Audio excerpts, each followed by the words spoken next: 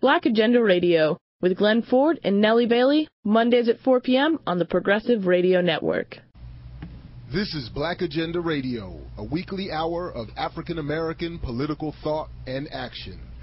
Welcome to the radio magazine that brings you news, analysis, and commentary from a black left perspective. I'm Glenn Ford, along with my co-host Nellie Bailey. Coming up, a new study shows why the anti-war movement collapsed with the rise of Barack Obama. We'll get reaction from an organization that continues to resist Obama's wars. And can hip-hop artists be organized into a union of their own? But first, former Georgia Congresswoman and Green Party presidential candidate Cynthia McKinney has made several trips to Libya, where the North American and European allies recently killed a son and 3 grandchildren of leader Muammar Gaddafi. McKinney says President Obama has taken the United States to new heights of criminality. If there was anyone who doubted that our president was a war criminal, there is no doubt anymore. Our president has firmly put himself in the war criminal camp. Not only was that murder, it was cold-blooded murder, and it was the murder of 3 children who had absolutely nothing to do with the beef that the leaders of NATO have against the government of Libya. And not a word of condolence from the black man in the White House. Well, I think it's very clear that the black man in the White House is as bad or worse than any of the white men who have been in the White House.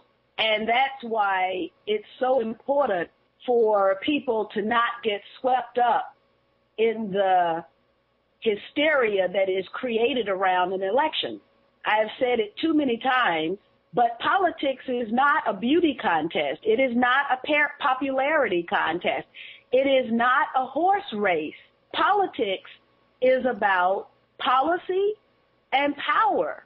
And if we vote, or anyone cast their vote on the basis of those other things, oh, I like the way he dresses, oh, I like the way he looks, oh, I like the way she dresses. If that's the criterion that's used to judge whether or not one is going to cast a vote for this candidate or that candidate, or for this candidate or against the candidate, then one is just playing at the game of politics and playing it incorrectly. And politics can be a life and death game. Colonel Gaddafi and his wife were at the residence when the bombs hit. It is against international law and against U.S. law to assassinate heads of state. Absolutely, it is against the U.S. law and it is against international law. That's why I say that our president has become a war criminal. And so now what is the response of the American people to this unfortunate circumstance? There will be a whipping up of hysteria once again in 2012. In November, probably it will come to us in about September of 2012. The hysteria will begin to be whipped up by the Madison Avenue whiz kids. And the slick brochures will come out, and the American people will once again be corralled into voting either Democrat or Republican when neither of those political parties represents their true aspirations for peace and justice and respect for our planet. Neither of those parties. And so casting a vote for those political parties and candidates who are running on those political lines is going to be, once again, practicing the politics of self-abnegation, something that I think particularly black Americans and progressives in this country can ill afford. United Nations Resolution 1973 didn't authorize NATO to assassinate Colonel Gaddafi. Well, one could argue in the appropriate legal venue that the United Nations Security Council action was illegal and that everything that has flowed from that action has also been illegal. The sale of the oil constitutes a theft from the Libyan people. That could be argued in court.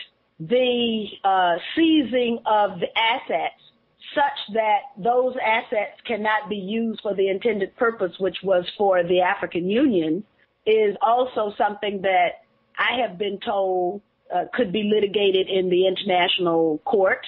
And so it is time that legal action be launched to stop this. In addition, we just need to launch people action.